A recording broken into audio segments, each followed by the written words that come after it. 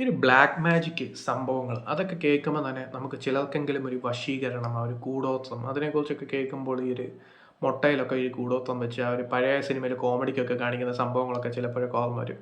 പക്ഷേ കുറച്ച് സീരിയസ് ആയിട്ട് ഈ ഒരു സംഭവം കാണുവാണെങ്കിൽ വഷ് എന്ന് പറയുന്ന ഒരു ഗംഭീര സിനിമയുണ്ട്. ഗുജറാത്തി മൂവിയാണ്. നാഷണൽ അവാർഡ് കിട്ടിയ ഒരു മൂവിയാണ് ബെസ്റ്റ് ഗുജറാത്തി ഫിലിമിന്. അതുപോലെ തന്നെ ജാൻകി ബോഡിവാലയുടെ ഒരു കിടിലം പെർഫോമൻസിനും കൂടി ബെസ്റ്റ് സപ്പോർട്ടിംഗ് ആക്ട്രസും കിട്ടിയിരുന്നു.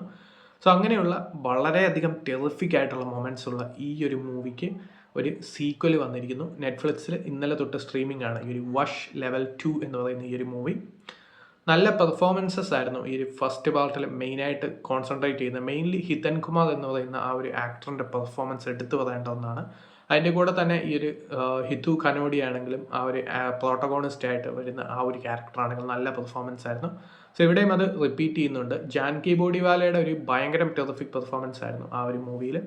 സോ ഇവിടെയും ആ ഒരു ക്യാരക്ടറിന് ടൈം കുറവാണെങ്കിലും ഈ ഒരു ഫസ്റ്റ് പാർട്ടിൻ്റെ ആ ഒരു ഡയറക്റ്റ് സീക്വലാണ്. ഒരു ഫസ്റ്റ് പാർട്ടിൽ നടന്ന പല സംഭവങ്ങളുടെയും കണ്ടിന്യൂവേഷനാണ് ഈ ഒരു സെക്കൻഡ് പാർട്ടായിട്ട് വന്നിരിക്കുന്നത്. സോ അങ്ങനെ പോകുന്ന ഒരു മൂവിയാണ്.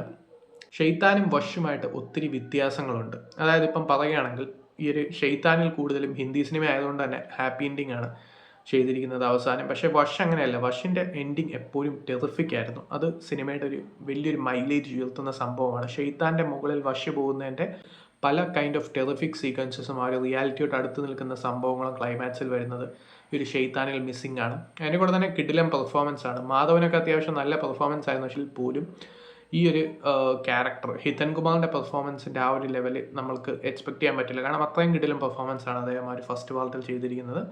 സോ അങ്ങനെ പോകുന്ന ഒരു മൂവിയാണ് വഷ് ലെവൽ 2. വഷ് ലെവൽ 2 എന്ന് പറയുന്നത് ഇത് തന്നെ ഈ ഒരു വശീകരണം, കൂടോത്രം, ആ ഒരു രീതിയിലുള്ള ബ്ലാക്ക് മാജിക് അതിനെ ബേസ് ചെയ്തുകൊണ്ടുള്ള തന്നെയുള്ള ഒരു മൂവിയാണ്.